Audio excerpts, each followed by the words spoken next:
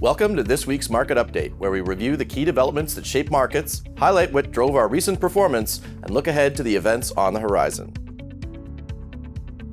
Let's start with what moved markets over the past week. The U.S. housing market is finding its balance. Existing home sales eased 2.4% in June to an annualized pace of 4.09 million, while the median home price set a new record of $440,600, up 1.8% from a year ago. Inventory keeps improving, giving buyers more selection, and that normalization is constructive for our long-term holdings tied to home improvement, building materials, and select financial institutions. Banks are entering earnings season from a position of strength. 5 of the 6 largest U.S. banks report second quarter results on the same day, and the largest institutions are on pace for one of their strongest equity trading quarters on record. The KBW Bank Index has outperformed the S&P 500 for much of the year, and because banks sit at the center of consumer and business activity, their commentary gives us a valuable read on the health of the economy. Energy markets moved higher as well, with Brent crude approaching $80 per barrel and West Texas Intermediate nearing $74, reflecting shifting expectations around global supply and demand. North America is one of the world's largest energy producers, which typically helps insulate the domestic economy and can create opportunities for producers, pipelines, and energy service providers. Weeks like this reinforce why we diversify. We stay focused on fundamentals and earnings growth rather than short-term price swings. Now let's look at what drove our performance and why we remain confident in our positioning. Apple was our top performer, advancing 6.46% as investors responded positively to its artificial intelligence strategy and steady consumer demand. As Apple weaves AI across its devices and services, it strengthens customer loyalty and the recurring services revenue that supports long-term earnings visibility.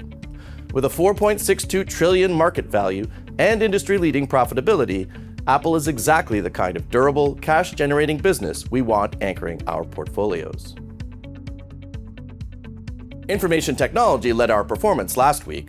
The continued strength reflects sustained investment in AI infrastructure, healthy semiconductor demand, and improving enterprise software spending.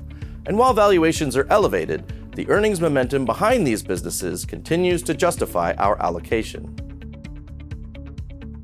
Our size strategy was the strongest contributor, with large-cap holdings including Apple, Tesla, Amazon, Alphabet, and Nvidia all delivering gains. Mega-cap companies bring resilient earnings, substantial liquidity, and the financial strength to keep investing in innovation through every kind of market. That combination of earnings quality, balance sheet strength, and structural growth is why we emphasize large, established leaders across our portfolios. Looking ahead, here are the key events we're monitoring in the week to come. Tuesday brings the latest U.S. inflation report. In the most recent reading, prices rose 0.5% month-over-month, slowing from 0.6% and matching forecasts, with shelter up 0.3% and food up 0.2%, while motor vehicle insurance, household furnishings, and new vehicles all declined. Inflation data shapes expectations for interest rates, which influence both stock valuations and bond yields, so we follow it closely. On Wednesday, the Bank of Canada announces its next interest rate decision. At its last meeting, the bank held the overnight rate steady at 2.25% for a 5th consecutive time, with the bank rate at 2.5% and the deposit rate at 2.2%. Canadian inflation was 2.8% in April, while the core rate eased to 2.1%, and this decision is an important signal for Canadian bonds, banks, and rate-sensitive holdings. Thursday's retail sales report shows us how much Americans are spending.